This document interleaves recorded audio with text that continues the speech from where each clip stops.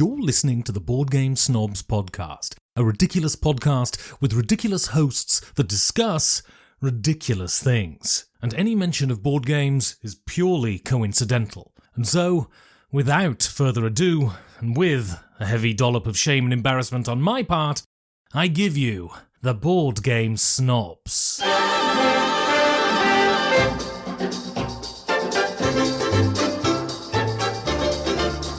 And go.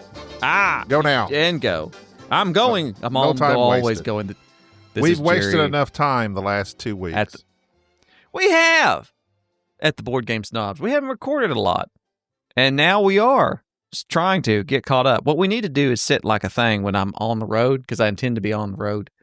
Probably next week. We need to do this recording thing in Discord. That way, some people can join in if they like. What Yeah, day I would mean, you we say? could. Wednesdays would be best for me. Let's do it on a Wednesday night. Let's say next Wednesday at, next Wednesday would be the 21st. No, the 14th. I'm sorry. My calendar is messed up. On the 14th, what time? Central Standard Time. 8 I'm p.m.? good. I'm good anytime after 5:30. The earlier, the better. Let's do 7 p.m. 7 p.m. p.m. Central Standard Time, May the 14th. Join on our Discord. Is this Discord channel where we're doing the voice? Is it where people can join? Or is it Well, private? not this particular one, but we can switch over to the welcome yourself. But also, we could invite people. So if somebody's on, we could invite them on instead of it being chaos. I could send an invite to Tyler, invite to make the guys that went to the Snob Con. I'd like to get them on, all 4 of them. Mason we Pierce. can, You got to send us this picture here. Yeah, I of could us. invite Tyler. Let's see, Jabs. I think he's on here. Mason Pierce's picture on Discord is of Bonacore and him in the background. It's kind of weird. He's photo bombing him. He's a big Bonacore fan. Bombmacore, if you ask me. Just kidding. I have nothing against Stephen Bonacore. That was mostly for photo bombing. That was mostly in a reference to a photo bomb. Oh, I got it. I got you. I thought you were like making a hot Terraforming Mars reference for some reason. Well, yeah, sure. 6 years ago. 6? No, that was 10 years ago. Nuh-uh. Hang on, I'll tell you. But I'm pretty sure I'm Mars saying has it was been out for 10 years. Good grief. I'm sorry. I stand corrected. We played it at 2015 BGG. It was technically released 2016. Wow, that's crazy. So yeah. Time flies when you're having fun. Well, I haven't been having fun lately. Well, you've been doing not. I'll just busy. It's a pain in the butt. I hate being busy. I like being without responsibility. And I've been saddled with responsibility, and I don't like it. But that's okay. I'll work through it. I know you have your own responsibilities that you've been dealing with, but that's neither here nor there. We don't need to get into all that. But yeah, we're not. Let's not get into the nervous breakdown that I had. So I did I did an Office Space level nervous breakdown last week, and so I think we should just take a moment to shout out to all of our healthcare heroes. It was Nurses Week last week. And anybody else who has just a really stressful job, to say, you know what, sometimes it's best just to say out loud what's going on and what you need help with, rather than just bottling it up and waiting and trying to fight through it. Because it's sometimes you end up just sitting quietly in a dark room, perhaps the Hampton Inn and Suites, drinking cheap vodka and thinking to yourself, you know, I just need to do something radical that will help fix my situation. I need to smash a copy machine. Yeah, like let's don't take the baseball bat to the copy machine, which would have been devastating for my little office, because we have one of the few color printers in the entire company. Ooh, I'm envious of color. My wife refuses to let us get a color printer. Now, granted, I would only use it once every 3 years, but when I want that color printed, I would love to have it. Well, not that they're sponsored or anything, but HP, Hewlett Packard, my wife owns a printer. Ooh, and I say my wife because you own a printer. She owns a printer. But this is a very special type of printer. When she got it, she put it, of course, in my office, which I allowed. You know, I allow my wife to do things. I'm the man of the house. Send your hate emails to workcastodds@gmail.com. So alpha of you. So I'm so alpha.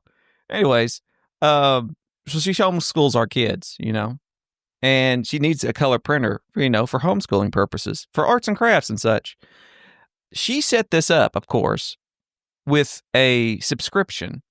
So apparently they somehow track our ink usage and we pay some sort of flat rate and they send us, it's some weird way to where we can just print what we want to up to a degree, and they keep sending us color cartridges because, you know, those color cartridges are super expensive.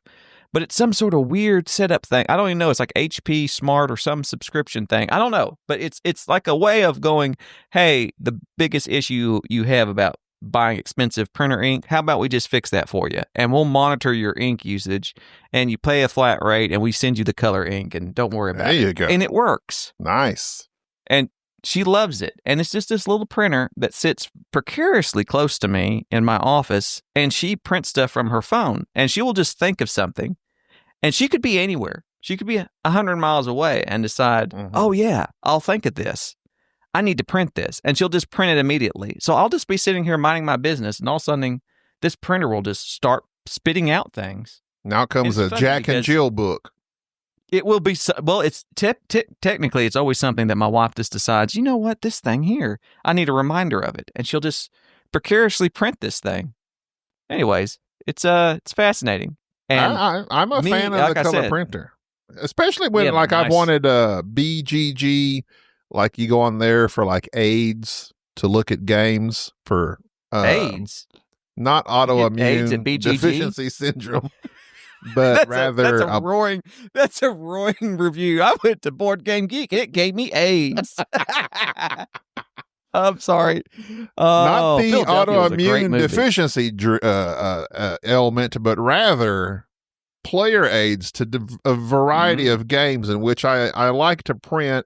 And Jerry always gets on to me, why you need that? Blah, blah, blah. But when I do print them, I get on to you about that. I love AIDS. You get on to me about AIDS. I print from the Esoteric Gamer all the time. You always tell me it's unnecessary. You know the rules. We don't need them. I do not. You are way out. I love the Esoteric Gamers. Am I besmirching you? No, you are just falsifying. You are somehow conflating other things I've said and making now that I'm somehow negative about player AIDS. Well, I am big into player AIDS. Oh, you're pro AIDS. I'm pro AIDS. And I'll tell you this too. Speaking of pro AIDS, did you know, fun fact, number one, nobody dies from AIDS. You die from complications of AIDS. That is not a fun fact. I don't know why it's stuck in my head. That's a not so fun fact. Dark Facts by Jerry. Well, it's like you don't die from AIDS. Dark facts can be prevented by a color printer. Yeah, exactly. I am Darth Facts. It's just like Lord Vader's older brother that just always everything's black and white. He just sits around. He uses the Force one line at a time. He sits around and listens to Metallica and paint it black all the time. Anyways, speaking of also printing things out, I had something else I was going with here. Oh, yes, print in place. I knew I was going to hard merge this into something. So, of course, I was looking at some games that I desperately want to play because in a couple of weeks, we're going to BGG. Matter of fact, by the time this comes out, it'll be like a week away. There is a print and play night by Hammer Dice Games. Is a print and play that popped up on my just Golden Geek Award list there, the 2024 Golden Geek Best Print and Play nominee. And so I was looking at it. It's a solo game from this publisher, Hammer Dice, which apparently you pay them. I think they're British, so you have to pay them in pounds or something. And they send you the files and you can print this game out. It looks very interesting, and I'm very tempted, since I have access to a color printer, i.e. my color printer, not the color printer at work. I would never, ever think about utilizing company resources to print something that was personal to play this game. But it's a flip and write, which I'm fascinated with trying to with a print this whole thing of like a print and play, flip and write type thing, because it would be so easy to produce in a lot of ways, but also something that can, there are some flip and writes that are really good. And so, I might try that. When I hear print and play, you may have just explained this as I was not listening because I was looking up Board Game Geek winners, which apparently the best print and play was 52 Realms Adventures. Mm-hmm. Is this something you can print on your computer at home, or is this like 3D printer stuff? No, it's a print. You print it with your printer. Okay. Huh. Well, I'm just realizing you've never done this, so it's. No, I just assumed you had. No, but I've done some print and plays. Like if I'm going to play a game, I don't feel like the quality. I'm going to have to get some high stock paper and make it nice, because I don't want to just play a game on a piece of paper. That doesn't sound pleasant to my eyes. Or that's like a flip and write. That's the purpose, is that you're not trying to print a full-blown cardboard, which you can. Actually, I did that project once for a solo version of X-Wings, the miniature game, and it was just been many years ago when it first came out, but it was a high production value, and you could put as much work as you want to in it, and I ended up going to like Kinko's or Office Max and getting after it, and it was a very neat little, print it and paste it and have your own cardboard stuff. I went into it. So you can go that route, but technically these games are just games that are designed to be like just paper, like welcome to. It's just paper. Yeah, it's just paper. So it's very beautiful artwork on said paper that you can use and print off, and you can use whatever quality that you like. But the whole idea being, okay, something you can just print out. And if you want to bling it out and you like it, then you can. So that was one, just in talking about printing things. That was one that was, of course, on my mind. And also, I just shouted out the Esoteric Gamer. Let me make sure people just know. I just said his name like everybody should know it. Is it Esoteric? I don't know how to spell Esoteric. Never. I'm unfamiliar. So it's the Esoteric Order of Games. Hang on, I shall complete my shout out. I believe you've been talking for a solid 5 minutes. No, this is for you, because I'm trying to help your ignorance. You always. I'm trying to help start talking, and I got to barge in at some point so I can. Well, if you had something useful to say, podcast. I'm trying to help you. I'm trying to help you. I'm not interested in printing games. I will never print a game on my printer. I'm not talking about printing games. I'm not talking about printing games. If you would pay attention, you would love this thing that I'm about to tell you about. All right, it has nothing to do with printing games. It has everything to do with AIDS. I'm trying to help you get AIDS. Ooh, I do love AIDS. Orderofgamers, plural.com. Orderofgamers.com. This used to be called the Esoteric Order of Gamers. First off, it's a fine website. And I'm giving this individual a shout out also because I feel like people, you need to send this guy a little bit of money, because he does an excellent job at not only doing some rules videos, but he provides a free service, which is that of player aids. And he's really good at it. So if you go to his board games, and you can search by title, you go to by title, games by title. He has a bunch of older games, a bunch of newer games, upcoming games, where he revamps the player aid and does it in a more consistent manner with how somebody might look at the game and be able to understand what's going on. So even though some of these games do come with a player aid, his player aids are wonderful. For instance, I'll just select the first hold game on, stop. Wait, all right, you've been seriously. You okay? You know what you lack sometimes? What? The art of conversation. Like you just start talking. No. You start talking and you never like throw it to me. Like you didn't. I'm throwing it to you now. No. You're throwing it to me now because I've barged in. You start talking, and you keep talking, and you keep talking, and you keep talking, and that's great. That's fine. That's wonderful. If this was a solo podcast, but this is a 2-man show, and so say therefore something. Conversation would no. You're not going to do this. Oh, well, say something worthwhile. It depends on what you're interested in. What's worthwhile is all subjective to anyone. There may be plenty of people that have zero interest in what you're saying, or there may be plenty of people that are very interested in what you're saying. There may be people that they can't stand player aids, therefore they're not going to talk about player aids and don't care about the esoteric order of gamers. Okay, but I know you fine. you like player aids. I know. But you have not made this a conversation, and you often do not, and this is a weakness of yours I'm just pointing out to you. The thing, like when you go into these businesses or you're starting a new job, or especially if you start work for Google, and you go in this room and they're like, okay, I'm going to say something about myself. Then I throw the ball to you. And you rarely do that unless it's an interview style and you're going into it for an interview. Oh, I see. You're jealous. I'm saying. I'm sorry.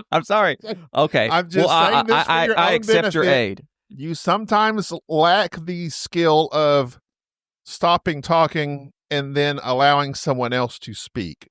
You don't ask a question, or you don't ask really anything. You just tell what you've been up to, what you're thinking. And what's the term where you're just talking like a professor? Lecture? Yeah, there we go. Thank you. See, Yeah. that's conversation. See, you asked me a question and I answered a one-word answer. All right. And now you'll take that and talk for 5 minutes. Let's practice then. Let's practice lectures. then. Let's start over here. So, okay. So, Gabi, you're interested in player aids, correct? I do love aids. Indeed, I do. Well, do I have a website for you? Do you have a convenient mobile or PC device for which you could go to the World Wide Web? That's funny you should say that. I have both, actually, and I prefer to look everything up World Wide Web on a computer. But now if there's an app for it, I would prefer to go to the app on my phone. Well, why don't you go to www.orderofgamers.com. Let me get on my computer. I don't search up www.nothing. And nobody's put www.nothing in their device or computer in at least 15 years. We've done away with that domain stuff. www. You just type in the website and it looks it up. If you're still quoting the www to people, you're really showing your age. Thank you for your input. Really showing your age. Have you found the esoteric order of gamers? I'm still on the www. It takes forever to type that in. All right. Esoteric gamers? Orderofgamers.com. Let me get on my device here. I have esoteric organics. Issues. That popped up first. Just go to orderofgamers.com. Well, you asked me to go to esoteric. No, I did not. I said www. When you look at orderofgamers.com. Okay, I've got it pulled up right in front of my face. It says cool videos and the best rules and reference sheets for tabletop games. All right. If you go to the top and see games by title and click that. Now, when you say go up to the top, I suppose you mean the little 3 lines on the right-hand side, because I don't see what you're saying unless I push the 3 lines, and that pulls up articles, game support, about, contact. No, all I see is cool videos, the best rules and reference.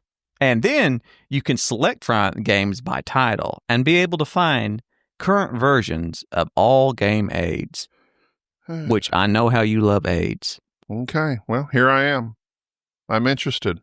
I may make use of this at some point in time. I'm sure you will, because he does player aids for games that, even though some of them may already have player aids, he does a nice little thing where he will put in almost forgotten rules or updates from other versions of the game into said little player aids and kind of handouts that help teach the game. And his website, to me, is quite nice.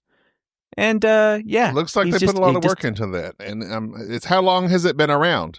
If you go back up and click the little bars again, you'll go to the About page, and he will discuss how back in 2004 he became obsessed with BoardGameGeek.com. But in 2012, he launched the Esoteric Order of Gamers.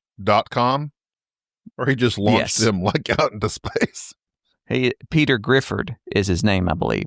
Peter Not Griffin? Griffin. Are you kidding me? I just said not Griffin. It's Peter Grifford. And oftentimes people call that the little hamburger because you can see like the top bun, the meat, and then the bottom bun. You ever What's heard that? The little I've never menu, heard that. The 3 lines that make the menu. Oh, that. You're still on that. That's very interesting. They'll say push the little hamburger up there. I have never heard that term ever until you just uttered it. Yeah. I will now begin to use that term to test your hypothesis that this is a common nomenclature used by cool people. It is. Push a little hamburger. Everybody knows what you're talking about. I will ask. All the cool Do kids you refer will. to those lines as the little hamburger? Our dear listeners, send us an email so that we may have a discussion, a back and forth discussion. Thank you. Here at the Board Game Snobs. A back and forth. A ping and a pong. Speaking of hamburgers. Do you want to discuss at all the winners of the Board Game Golden Geek or not? Because actually it doesn't matter to us because we weren't nominated. You know what? I didn't check it. You didn't even check. I'm glad you brought it up. You know who won for best podcast because that's the category most close to our heart as they whittle away all of the fine, good podcasts. And eventually, you or us or Sporadically Bored may actually win someday because there's nobody else to nominate and win. But I'm glad you brought that up because I completely forgot about it. Well, your game, 2024? Arcs was a big winner this year. Really? As was SETI. Let me see where their website. That's one thing I don't like about Golden Geek. Oh, that's one thing. If only anybody ever complained about that ever about Golden Geek or Board Game Geek. Well, so Beyond Solitary, starring Liz Davidson, Podcast of the Year. Well deserved. Really? Congratulations. She interviews and she's very involved in talking to designers and publishers, and she's in the nitty gritty of it. And I know she was designing a game about the Night Witches, of which we talked about on our podcast. Mm-hmm. And I was very interested, and I hope that gets developed. Because I'm not really up on things, I don't know if that's still in development with her or not, but I hope so, because I would love to play that as we discussed that very event on our podcast. She was on our podcast with us. And she has been on our podcast once, and have many others. We have a lot of one-timers. We have very, very few. Just Mike and Dan really are the only 2 that ever came back, and we appreciate that about them. Hope they're still alive out there. I know Mike is. I haven't heard from Dan in a while. But I talk to Evan quite frequently, Evan and Bruce Schroering. We have our own little message group on Facebook where we send each other pictures of our day-to-day activities. Helps us stay in touch with each other. But yeah, Arcs and heavy game SETI. Of the year. Yeah, SETI. So that's what confused me. I was like, we have Arcs, we have SETI. I mean, is Arcs not a heavy game? But it won Best War Game of the Year. Well, Arcs is a war game. And so I believe that whenever they do heavy, medium, light, that's a nice way of...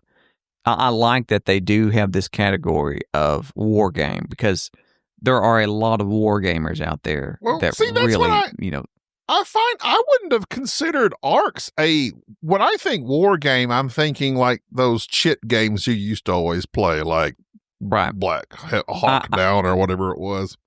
If I had to Siphon make a Filter suggestion, or something like that. If I had to make a suggestion for Board Game Geek, it would be that I think that they're missing that Grognard level war game category. Like, I know this game is I know that the Golden Geeks is just a popularity contest, but people, of course, who've played Arcs was an amazing game. But the old school war games that come out get bypassed. And I think that really restricting that category to popular, like GMT games or like those, like they need a best chit game. They need or something of that nature. What they need is, as we've discussed on this podcast for many years, at least for the nominations. Now, podcast,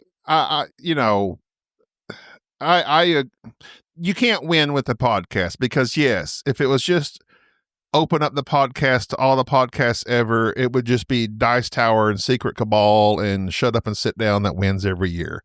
I understand their process. They want to, highlight some podcasts that may not be able to get highlighted because the big 3 or 4 that are always there will always just win because they're the most popular. Makes sense. Right. But as far as games, okay, so this is a catch-22 because the most popular games are the most popular for a reason. What is that reason? Well, for one, they get highlighted by all the most popular podcasts or the most popular YouTube channels. They also are generally good games. There are games that have won that we disagree with and everybody has disagreed with because that's just, again, it's subjective. Do you like war games? No, I would never vote for a chit-pulling war game because I don't play those. I've never played Hornet Leader or whatever it's called. I bought it. I still have it. Have yet to play it. I want to play it. I want to learn it, but I just never have.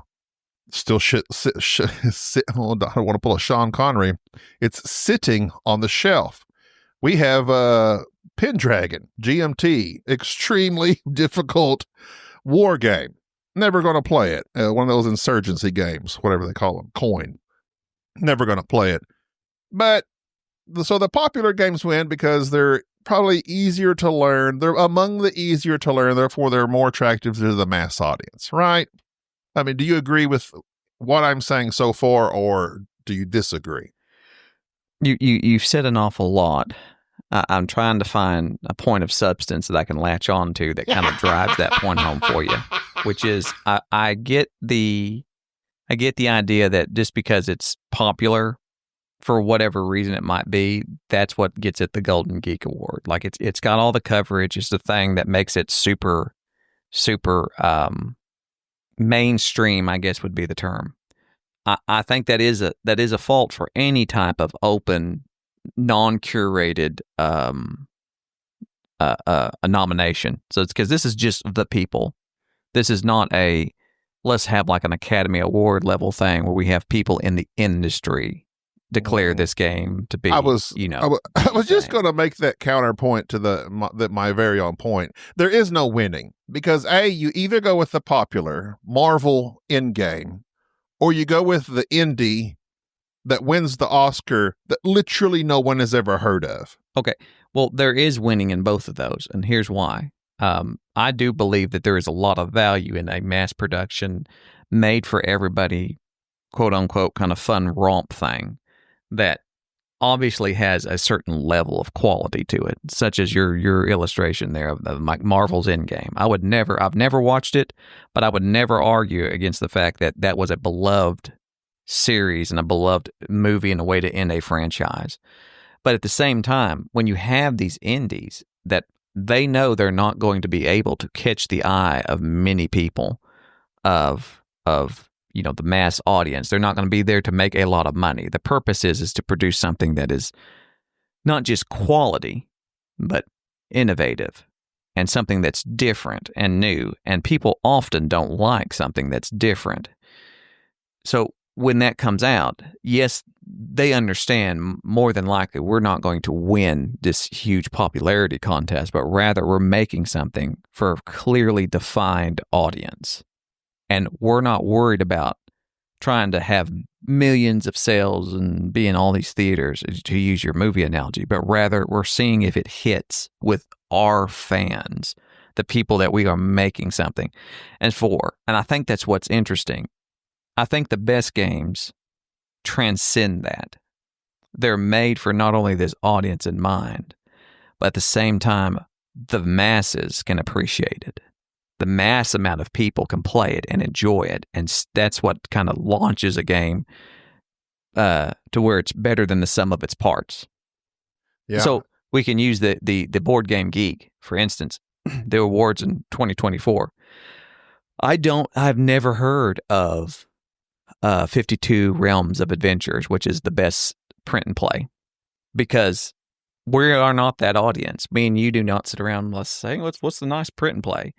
So obviously people who were of that ilk voted for it, and they really liked it. And so thus someone like myself who's going through there and finding games like that and going, oh, okay, well, I might give that a try. And so, yeah, 52 rounds probably didn't sell a lot of copies, if any. It may be a free game that you can just print off and play with a deck of cards. But yet, it was designed for a very specific audience in mind. And thus, that is the winning that you were referring to. Yeah, I guess. Your definition, what I'm saying is your definition of winning is not sell a lot of copies or be number one. You know what I mean? Yeah. And I guess that's why they try to make up for that with a variety of categories. Mm-hmm. And so, like, congratulations to, again, I don't think to Beyond Solitary. Excellent podcast, by the way, with Beth there. And Beth is not only, we'll use her as an example, there are not a lot of solo players in connection with all the party gamers, the big, I guess, shut up and sit down type crowd, party gamers, lighter games, that type thing. But yet Beth's podcast is focused towards this one group of people that really like solitary games.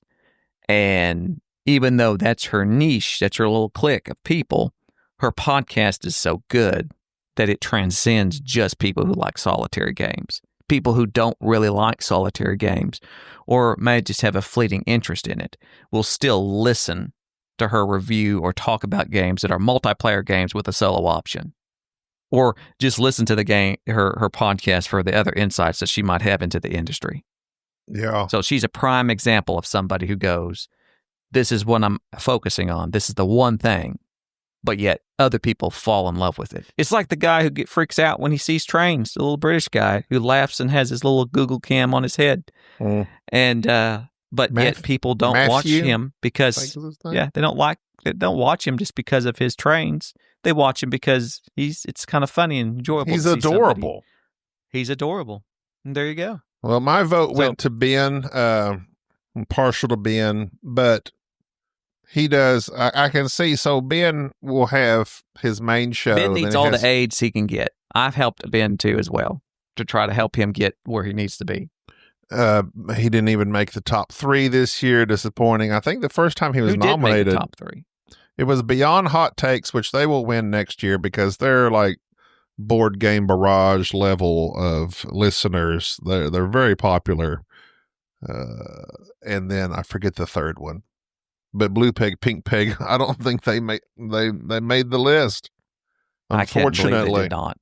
Cannot believe they did not. Well, I know I have not played anything recently. The only thing I've played is bowling and cornhole, and that was with you last weekend. Yeah, fun times had by all. I enjoy bowling. My arm was very sore the next day, showing me how just out of shape I am. Because I also used my left arm, not to just toss heavy bowling balls, but also to toss lighter beanbags into a hole made of corn. That's why they call it cornhole. Trying to think of actual board games. I didn't play anything last weekend because, like I said, I was with you and Jack. Me and Jack have been playing a lot of not just bowling, but Madden. Also pickleball and things of that nature. And we've been playing a lot of Madden too. We literally just had to pause a Madden game because he is obsessed with Madden now, which at first I could beat him, and now we are in this intense competition of this is our team and this is who we're playing against constantly. And of course, he's a big Kansas City Chiefs fan,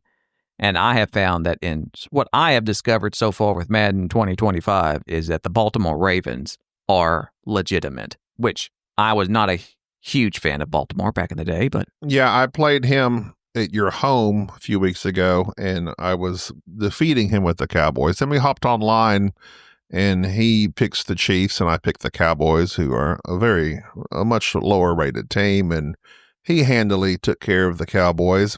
Well, then he said, "Why don't you pick somebody that's closer to the Chiefs?"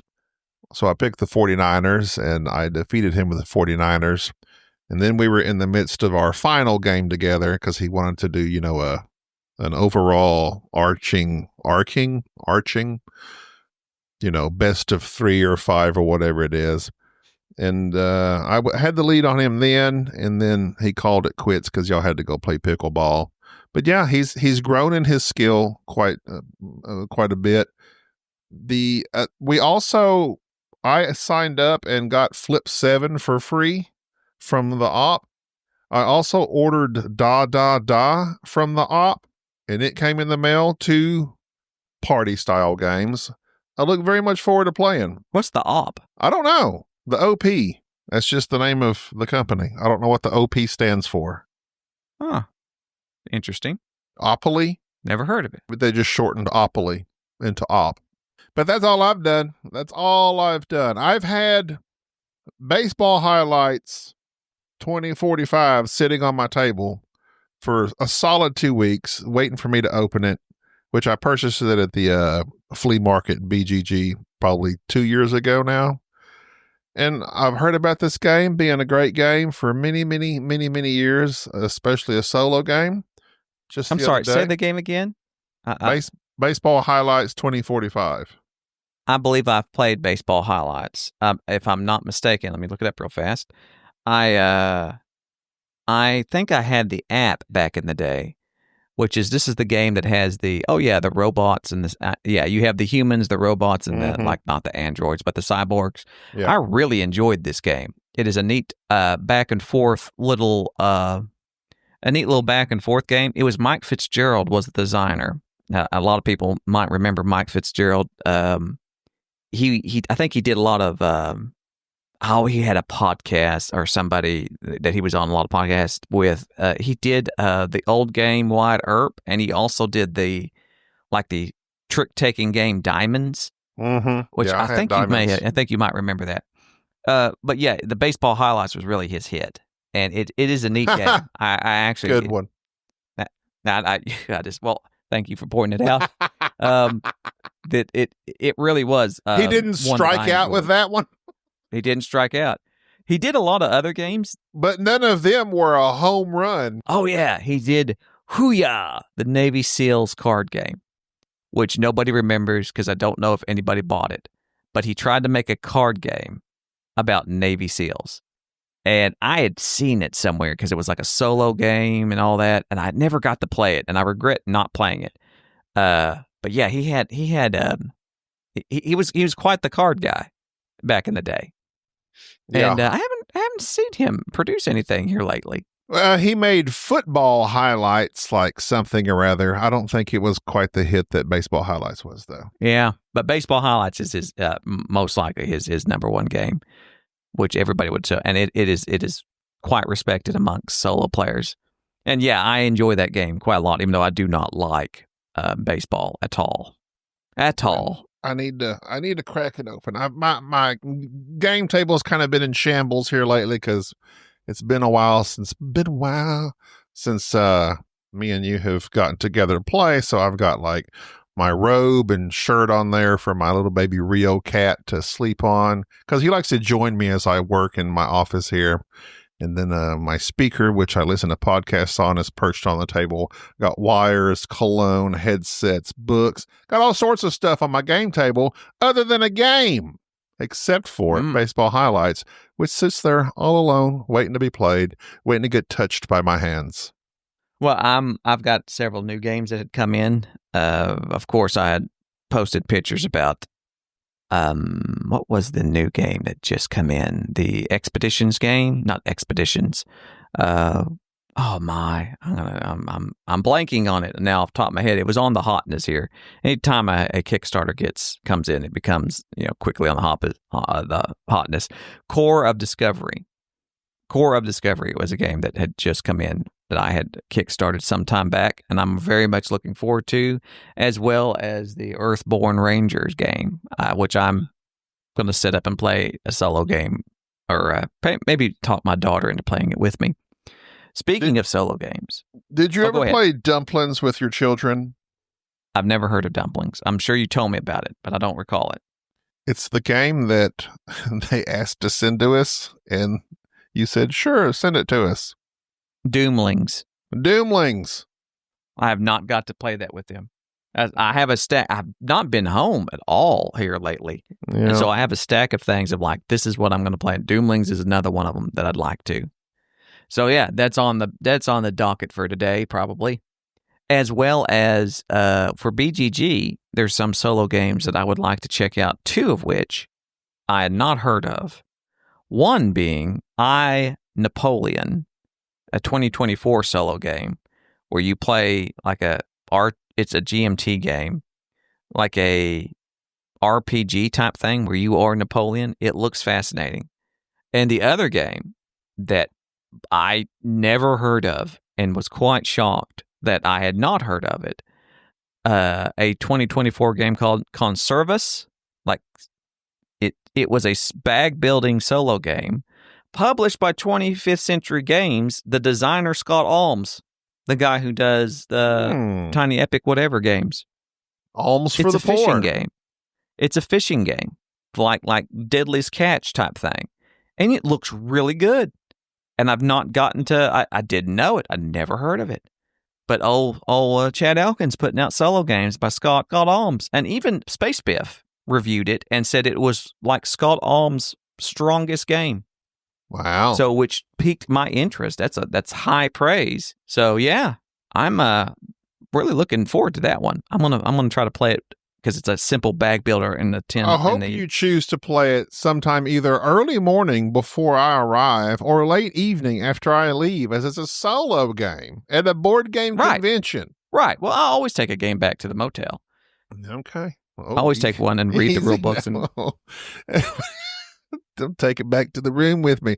My place or yours. Some of my best games at conventions have been games for which I've taken back when everybody's done. I check one out when it's closing, and I take it up to the room and I just read the rule book. I love figuring a game out, especially if it's one that I'm super excited about. And nothing better than making a cup of coffee in the morning, having the game already set up, waking Enrique up and saying, "Hey, guess what? We're playing this," and just sitting down and knocking it out. I need to check out some games. I don't even, let's see. I saw the Hotness the other day. Oh, toy battles on there. 7 Wonders Dice, hard pass.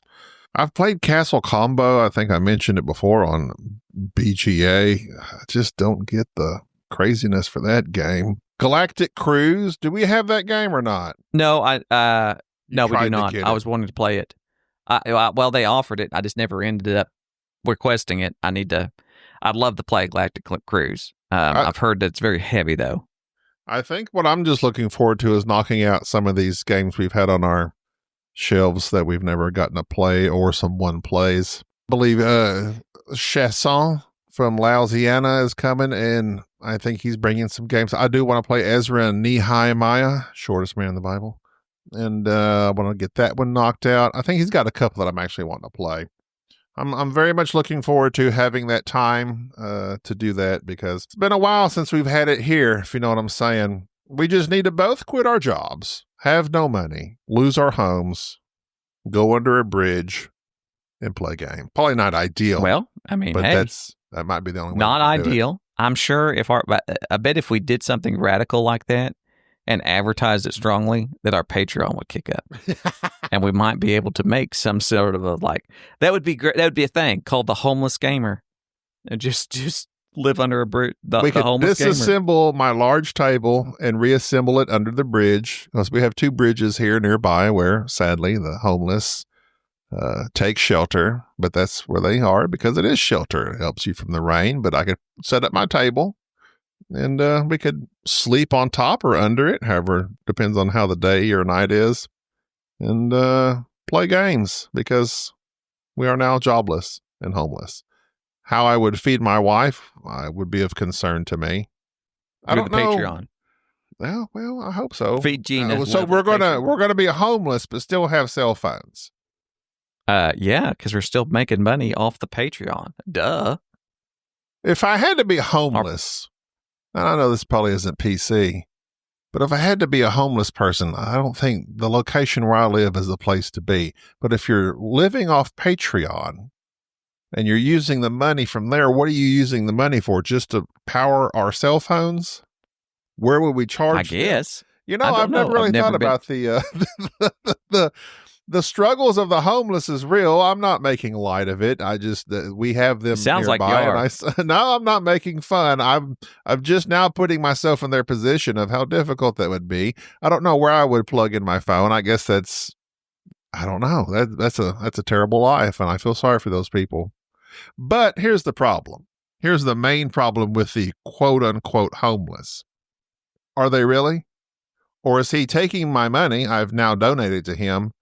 He walks down the road, gets in his brand new Chevy pickup, and drives to a mansion that he's bought with his job, quote unquote, of being homeless. Now, I only say that because, they have all these, they put this on the news. We're like, oh, this homeless man's not really homeless. This is his job. So, yeah, I don't know. I'm skeptical. I hate to say. I'm skeptical of everything and everyone. And even when people walk down the street in front of my house. No, I just don't live in fear. Nor do I think that everybody's out there trying to rip me off. I figure that most people are probably genuinely. See, and that's how they get you. That's how they get you. I didn't say that I'm giving the assistance. I'm just saying I acknowledge that they probably need it. I know there's lots of legitimate, but there's also illegitimate mixed in, and that's what makes it so difficult to tell the difference. You could be giving out some of your sweet Patreon money to these legitimate homeless people. That might be. Maybe that's what you need to do. You need to befriend your local homeless people and play board games with them. Be like, oh, listen, I have no pocket change, but let's go under this overpass here, and we could play. Have you ever played Flip 7? Also have no fellow gamers in the area. Well, my wife... That's what I'm saying. You can befriend the homeless. What she does, and sometimes, when we're approached, they'll say, they'll give their story, and she'll say, I don't have any cash, which is true. We never carry cash. We only have debit or credit or, a card. She'll say, I'm like, for instance, a lady approached her at Walmart, giving her a sob story. True or not, again, who's to tell, unfortunately. But let's just say it's true. My wife said, I don't have any cash, which is a true story, but I'm going to go into the store. I will purchase you some food, and I will bring it out to you. She did so, went back out. The lady was gone. So if you are truly a hungry, homeless person looking for that next meal, why would you not be there? So thus, that maybe again, she thought your wife was like a vegan or something that was going to buy like hummus. If I was hungry and homeless, I would eat the hummus. Hungry, homeless. I ain't eating that hummus, and I'm especially not eating. I'm not playing your remake of Hungry Hippos. Hungry homeless hummus where the people gobble up garbanzo beans. I'm not playing that game. I love, garbanzo and hummus. It's good stuff. Your whole premise here is awful, and it sounds like you've talked yourself into a corner regarding your anti-homeless stance. I'm just saying. It's not that I'm anti-homeless. You're anti-homeless. I'm anti-trust. Everybody's going to get that. Everyone's a scammer. There's too many scams. I've been asked to pay my tolls for the toll road umpteen times in text messages saying, you need to pay your tolls or else we're going to blah, blah, blah. Those aren't real. It's a scam. Everything's a scam. I am pro-homeless. And here's why. Here's why you should play board games with the homeless. Number one, if you're at a board game convention and you're trying to play games with somebody there in comparison with somebody who's just unhoused, those unhoused people smell similar, if not better, than most of your average board game convention goers. Wow. Point number one. Wow. Point number two, they probably, in a lot of ways, have a lot of good street smarts. Because these homeless people, they got to figure things out. They know how to live. They know how to make things happen. With them. I once had my bicycle stolen, and it was replaced. I purchased a brand new bicycle, no joke, and 3 months later, I foolishly left it on my front porch, and I went out the next day, and in the place of my brand new bicycle was a old, ratty, probably 1970s 10-speed with a bag, which had many shivs and pointy spikes and like whatever they left behind. It had a hammer. I actually was like very concerned. Are these murder tools that have been just left as evidence in my front yard? I called the policeman, reported my stolen bicycle. I said, this is what he had here. There's a hatchet in here. It's a little concerning. Fortunately, there was no blood or anything on it, but there it was. So, yeah. So you just assumed that this was a homeless person who stole your bike. I didn't. I don't know. Why would they need it? Why would they need I my don't brand know. new bicycle when yours is already outfitted with this bag and all these many self-made shivs and weapons? Maybe they thought this was a equal trade. Like, I'm getting this new bike that I can get around on. This guy, I'm leaving him a bag full of shivs. He's coming out good on this. You know? He left and thought, man, I left him my Shiv bike. Instead of a Schwinn, it's a Shiv. He's got this thing decked out. He left you a Mad Max 2-wheel drive. And you're here griping about it because you had your bike had a basket so you could carry your Oreos with you. Oh, and so then the cop like bagged it up and took it, put the bicycle in the vehicle and took off. I'm like, so now I have no bike? I could have at least kept the homeless bike, but I didn't even get that option. I'd have kept that homeless bike. I'd be rolling up on people. People in the town would respect you then. They would have known, don't mess with this guy. He's got the Shiv bike. Looking like Ben Oh, Hur. man. Got the spokes sticking out. Yeah, that's exactly right. Well, I got to get off here because I have things to do. And your I don't know. anti-homeless rant is quite disturbing. We may take out Don't the last delete 20, any of this. 20 minutes. No, of the don't delete podcast. any of this. We need this for content because your 20-minute rant about the homeless is something people need to be aware of. I think that's something. They could be you're- homeless. you're- They could be cons. We don't know. Either way, I think that this is very telling. Well, if anybody wants to join our discussion about the homeless and board gaming, next Wednesday, the 14th, safe 7 p.m. Bring aids. Bring your favorite aids. Roll. Talk about your Flavor. favorite player aid. Yeah.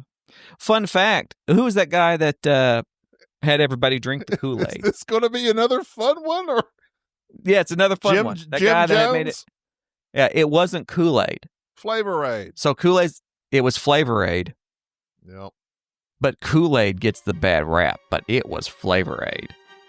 Just Flavor FYI. Aid. Gator. There's Doesn't lots of sound the aids out same. there. There is lots of aids out there. Well, this is Jerry. We hope to aid you to a better day by listening to this episode of the Board Game Snobs podcast. This is Gabi. Until next week, bye-bye. Bye-bye. Thank you for tolerating this episode of the Board Game Snobs. Stay classy.